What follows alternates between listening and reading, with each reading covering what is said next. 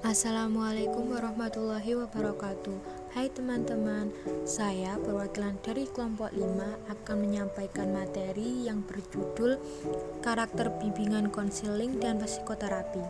Sebelum saya menyampaikan materi, izinkan saya memperkenalkan kelompok 5. Yang pertama ada Muhammad Isa Nawawi, yang kedua ada Binti Lailatul Mahmudah, yang ketiga ada Bella Aprilia, dan yang terakhir saya sendiri Dewi Setianingrum.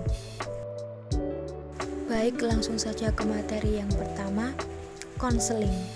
Konseling secara etimologi berasal dari bahasa Latin yaitu consilium, dengan atau bersama, yang dirangkai dengan menerima atau memahami. Dalam bahasa Anglo-Saxon, istilah konseling berasal dari selan yang berarti menyerahkan atau menyampaikan. Lalu, ciri-ciri konseling. Yang pertama, konseling melibatkan dua orang atau lebih yang saling berinteraksi dengan jalan mengadakan komunikasi langsung maupun tidak langsung, mengemukakan dan memperhatikan dengan seksama isi pembicaraan. Gerakan-gerakan isyarat, pandangan mata, dan gerakan-gerakan lain dengan maksud meningkatkan pemahaman kedua belah pihak yang terlibat dalam interaksi itu. Yang kedua, model interaksi dalam konseling tidak terbatas dalam dimensi verbal saja, tetapi juga telah dikembangkan model interaksi konseling nonverbal. Yang ketiga, interaksi antar konselor dan klien berlangsung dalam waktu yang relatif lama dan terarah pada pencapaian tujuan.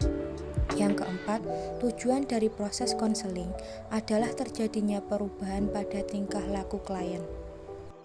Berikutnya, tujuan konseling. Menurut Willis, konseling adalah upaya bantuan yang diberikan seorang pembimbing yang terlatih dan berpengalaman terhadap individu-individu yang membutuhkannya agar berkembang potensinya secara optimal, mampu mengatasi masalahnya, dan mampu menyesuaikan diri terhadap lingkungan yang selalu berubah. Menurutnya, dalam era global dan pembangunan saat ini, konseling bukan saja bersifat klinis psikologis, tapi harus lebih menekankan pada pengembangan potensi individu yang terkandung dalam dirinya, baik intelektual, afektif, sosial, emosional, dan religius. Tahap-tahap konseling. Pada tahap ini ada 4. Yang pertama, penggunaan hubungan intim atau rapport. Yang kedua, memperbaiki pemahaman diri. Yang ketiga, pemberian nasihat dan perencanaan program kegiatan. Dan yang keempat, menunjukkan kepada petugas lain atau referral bila dirasa tidak mampu menangani masalah klien. Lalu yang berikutnya, materi psikoterapi. Definisi psikoterapi berasal dari dua kata, yaitu jiwa yang artinya jiwa, pikiran atau mental, dan terapi yang artinya penyembuhan, pengobatan atau perawatan. Oleh karena itu, psikoterapi disebut juga dengan istilah terapi kejiwaan, terapis mental, atau terapi pikiran.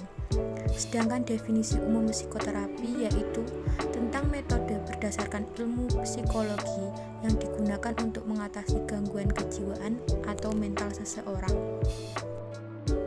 Ciri-ciri pokok psikoterapi. Ciri-ciri pokok psikoterapi ada 3 ciri utama antara lain: 1. Dari segi proses, berupa interaksi antara dua pihak, formal, profesional, legal, dan menganut kode etik psikoterapi.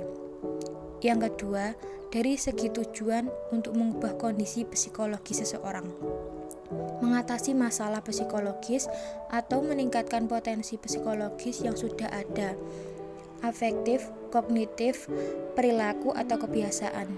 Yang ketiga, dari segi tindakan seseorang, psikoterapis melakukan tindakan terapi berdasarkan ilmu psikologi modern yang sudah teruji efektivitasnya.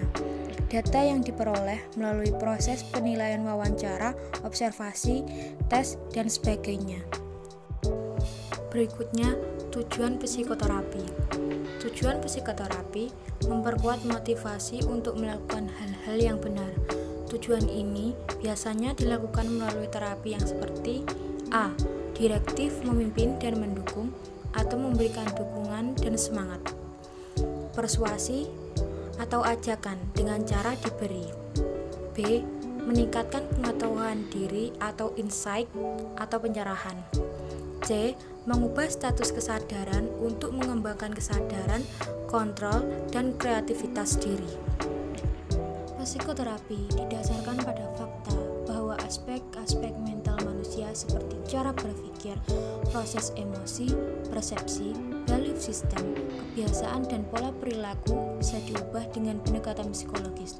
Dengan demikian, dapat disimpulkan tujuan psikoterapi antara lain menghapus, mengubah, atau mengurangi gejala gangguan psikologis. Tahap-tahap psikoterapi. Yang pertama, wawancara terapis akan mengetahui keluhan atau masalah klien. Tugas terapi adalah memberikan perhatian penuh dan mendengarkan dengan seksama apa yang diungkapkan oleh klien. Yang kedua, proses terapi. Tahap kedua dari psikoterapi adalah proses terapi supaya terjadi komunikasi yang mengalir dengan baik. Yang ketiga, tindakan psikoterapi tahap ini dilakukan pada saat menjelang terapi berakhir. Yang keempat, mengakhiri terapi. Terapi dapat diakhiri kalau tujuan telah tercapai atau apabila klien tidak melanjutkan terapi. Perbedaan konseling dan psikoterapi.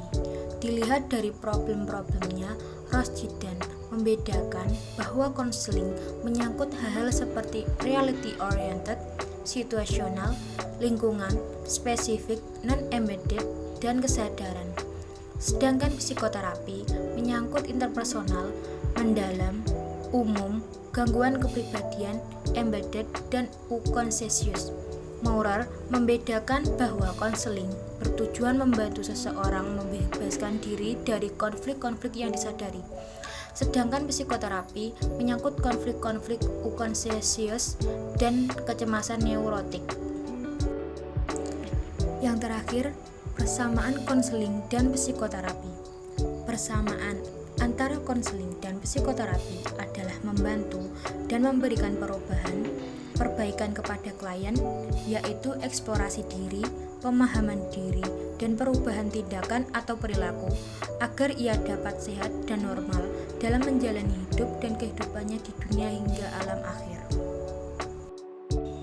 Nah, mungkin sekian dari materi yang saya sampaikan.